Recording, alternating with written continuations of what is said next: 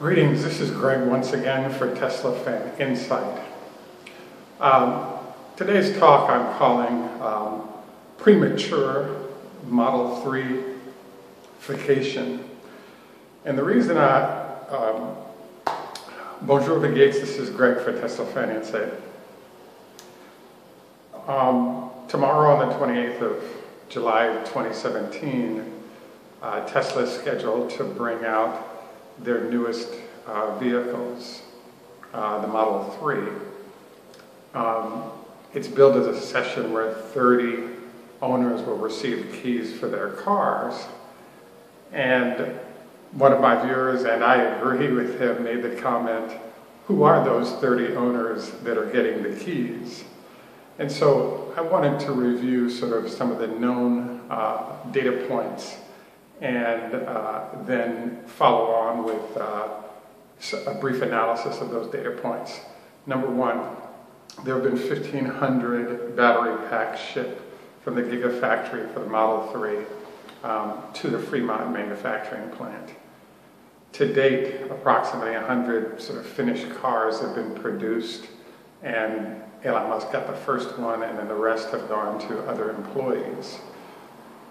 Number two, the order of distribution. As you all know, the process of the vehicles being handed or sold is a hierarchy which starts with current employees of SpaceX and Tesla, then followed by probably the folks that have referred the most new buyers among the owners of the Model S and X, if not the owners of those vehicles. Then the rest of the waiting list would go from there. So that's another sort of known data point. The next data point that pops up is that when you look at the raw numbers,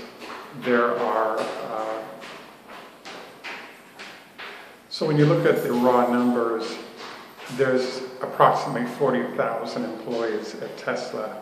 So if we assume, let's say 5% of those employees choose to purchase a Model 3, you know, let's say on the high side it's 10, on the low side it's 2%.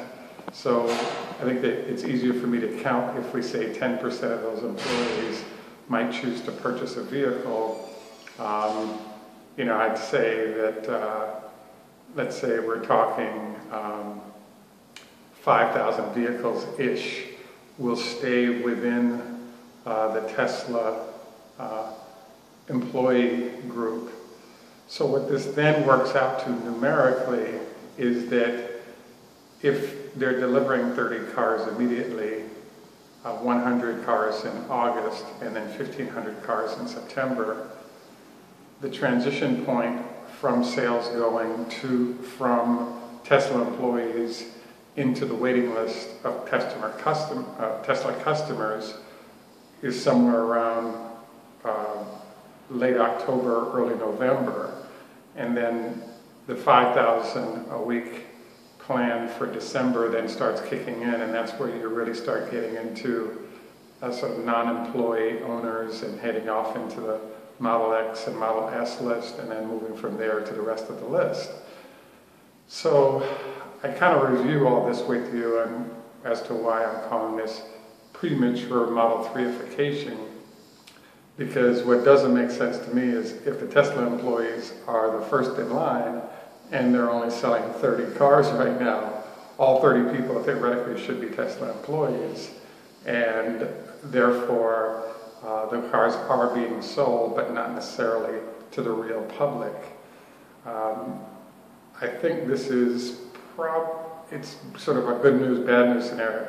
It's good news, I kind of think, because the reason why they chose to sell to employees first is that the cars can operate almost in a beta testing mode in-house, so that all the details of good or bad things happening, as well as repairs, can be executed quickly, because those vehicles are in essence close by and can be accessed quickly by technicians, and the lessons learned from those repairs or issues that pop up can then be applied to the rest of the vehicles coming off the production line.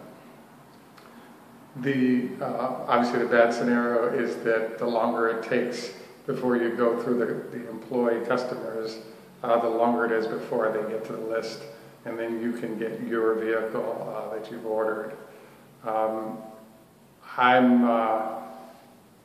Tesla's an interesting company in terms of information reveal, because there's a tendency to reveal very little, and there's a lot of speculation, as is the case here, on what exactly they're doing and why. I think if you were to compare how vehicle situations like this are handled by other companies, the trend is that BMW or Mercedes or similar companies, they usually end up with a finished car, 6 months, if not a year, before they're being delivered.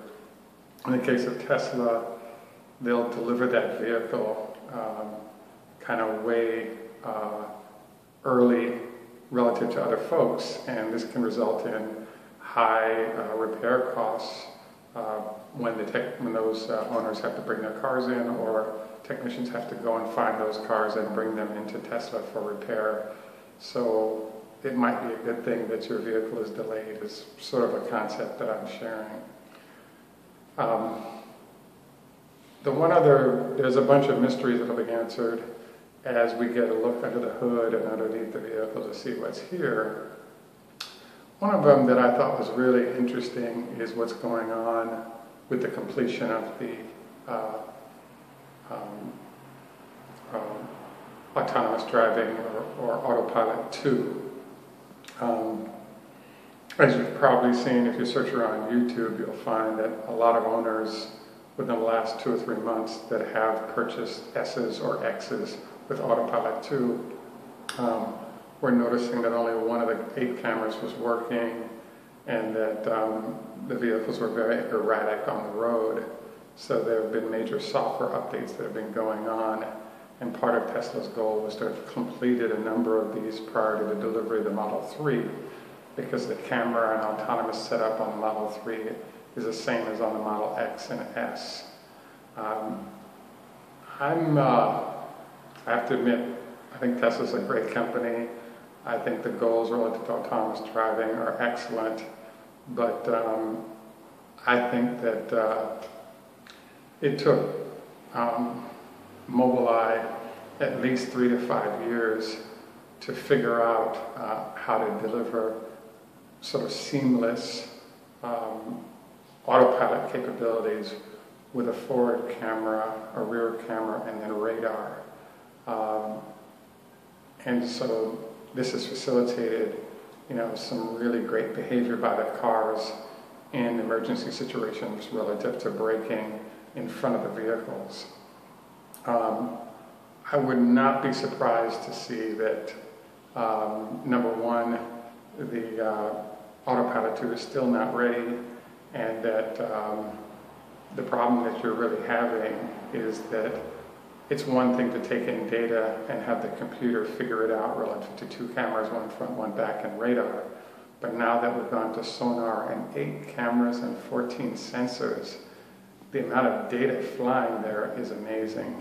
And I think that there's a huge amount of data collection that needs to be done by vehicles that are on the road that can be shared with future vehicles, along with the learning and teaching process that the vehicles need to go through in order to prepare them to really be ready for prime time.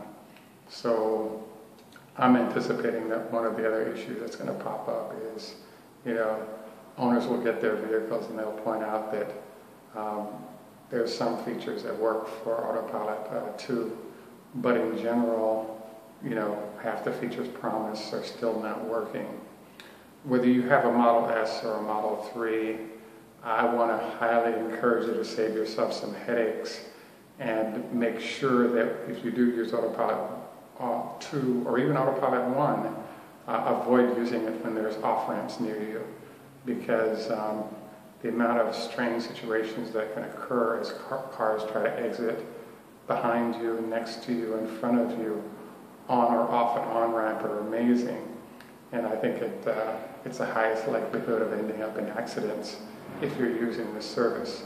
The flip side of this is the fact that one of the best ways to use it is in stop-and-go bumper-to-bumper traffic where there's no off-ramps. It's a lifesaver in terms of all that energy it takes to keep your car moving slowly and separated from the other vehicles, but without having to manage the brakes and the gas on a regular is really a godsend. So I think it's excellent in that situation. And I'm told that that feature is working fine on Autopilot 2, which are the vehicles being delivered since January, as well as it works even phenomenally great on Autopilot 1. So to close out, this is Greg for Tesla Fan Insight. Thanks for taking time once again. Please like and subscribe. A reminder again, I believe that this is sort of premature excitement relative to the delivery of the vehicles on the 28th. I'd love to be proven wrong, but for there to be delays, I think is actually in everybody's best interest. Have a great day. Tjus macht's goed. Au revoir. Lehitraot. Choda Hafez.